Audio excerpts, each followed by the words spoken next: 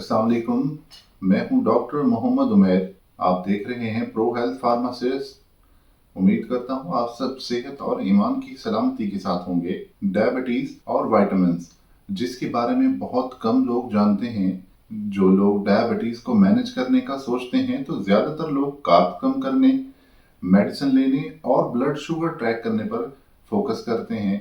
ये सब जरूरी है, लेकिन एक और इम्पोर्टेंट चीज है जो ज्यादातर डायबिटिक्स इग्नोर करते हैं, वो है न्यूट्रिएंट्स।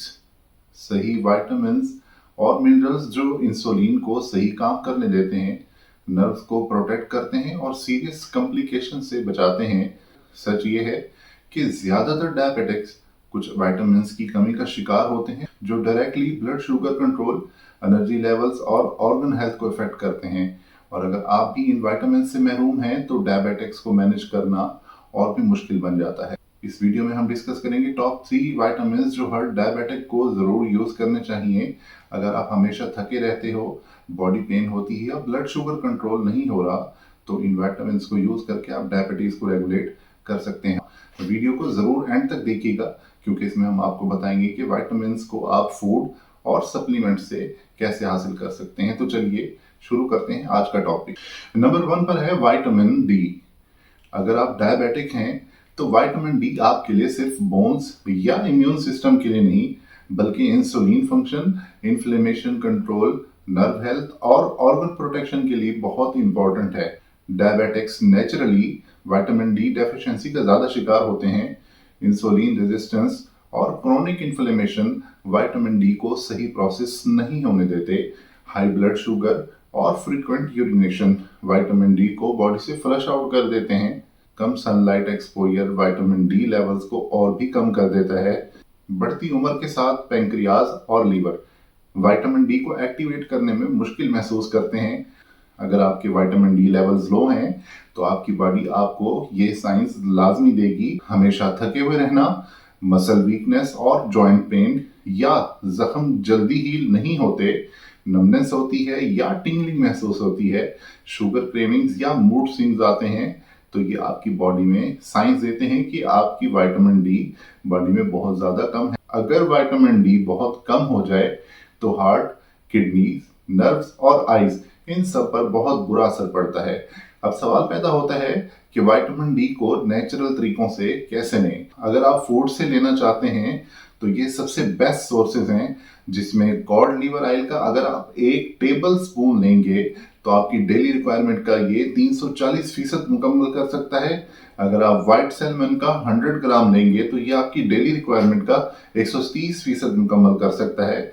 या आप 2 बड़े साइज के अंडे की जर्दियां लेंगे तो ये 20% तक आपकी डेली विटामिन डी की रिक्वायरमेंट को पूरा कर सकता है। और अगर आप लग्जरी फूड पसंद करते हैं तो ये भी ट्राई कर सकते हैं, जिसमें जापानीज माइजोग्लेज सैल्मन जो आपकी डेली की 150% और ब्लैक ट्रफल स्क्रम्बल्ड एग्स जो आपकी डेली की 60% की रिक्वायरमेंट को पूरा कर सकते हैं। अगर ये फूड से पूरे नहीं होते तो आप सप्लीमेंट यूज कर सकते हैं। एक नॉर्मल पर्सन की डेली विटामिन डी की रिक्वायरमेंट 400 से 800 इंटरनेशनल यूनिट्स होती है, लेकिन अगर आप डायबिटिक हैं तो आपकी डेली विटामिन डी की रिक्वायरमेंट जो आप सप्लीमेंट से हासिल कर सकते हैं वो 1000 से 4000 इंटरनेशनल यूनिट्स तक बढ़ सकती है।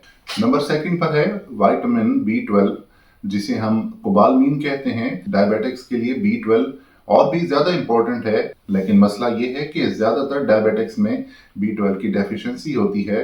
सबसे बड़ी रीजन इसकी मेडिसिन है।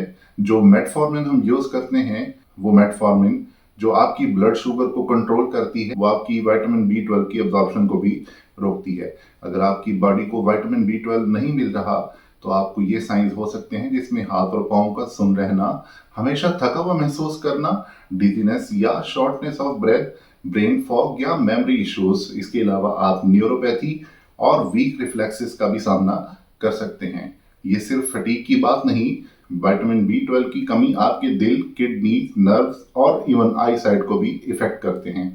विटामिन B12 के best food resources beef liver, जिसके 100 ग्राम यूज करने से हम डेली की 3500% अपनी रिक्वायरमेंट को पूरा कर सकते हैं। इसके अलावा हम क्लैम्स, सार्डिनेस या सैल्मन, तकरीबन हम इनको यूज करने से 200 से 350% तक अपनी डेली रिक्वायरमेंट को पूरा कर सकते हैं। अगर आप लग्जरी फूड यूज करते हैं, जापानीज यूनिसी और चिन का 100 ग्राम यूज करके अपनी रिक्वायरमेंट को पूरा कर सकते हैं। अगर आप इनको सप्लीमेंट से लेना चाहते हैं तो आप मिथाइल B12 के 5000 mcg लोजेंजेस यूज कर सकते हैं, या मेथिकोबालामीन जिसका 1000 mcg के कैप्सूल यूज करके विटामिन B12 की कमी को पूरा कर सकते हैं। नंबर 3 पर है विटामिन B9 जिसको हम फोलेट कहते हैं।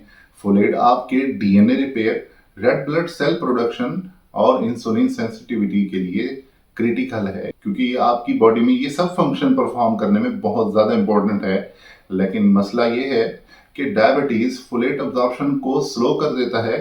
मेटफॉर्मिन जो हम डायबिटीज को कंट्रोल करने के लिए यूज करते हैं, ये इसकी अब्जॉर्प्शन को रोकती है। फ्रीक्वेंट यूरिनेशन इसको फ्लश आउट कर देते हैं। अगर फोलेट की कमी है तो ये होमोसिस्टीन लेवल को इंक्रीज कर देगी, जिससे ब्लड प्रेशर इंक्रीज हो जाएगा, जिससे हार्ट और स्ट्रोक्स के चांसेस बढ़ सकते हैं। ब्लड वेसल्स को फ्लेक्सिबल करने में भी बहुत मदद देता है। फोलेट की कमी के साइंस में आपको फटीग या muscle weakness, brain foggy, slow healing wounds, infertility जो कि मर्दों और औरतों में यकसा हो सकती है, पुअर सर्कुलेशन, और इससे आप हाई ब्लड प्रेशर भी फेस कर सकते हैं। हम इसको बीफ लीवर या स्पेनज जैसे सप्लीमेंट से हासिल करके अपने दिन की 65% तक रिक्वायरमेंट को हासिल कर सकते हैं। या इसके अलावा हम आम तौर पर दालें इस्तेमाल करते हैं, जो इसमें दाल चना, दाल मसूर या मूंग की दाल इस्तेमाल करके हम अपने फोलेट को हासिल कर सकते हैं। अगर आपको हमारी वीडियो पसंद आई है तो हमारी वीडियो को लाइक करें, शेयर करें और हमारे चैनल को सब्सक्राइब करें। मिलते हैं अगली वीडियो में। अल्लाह हाफिज।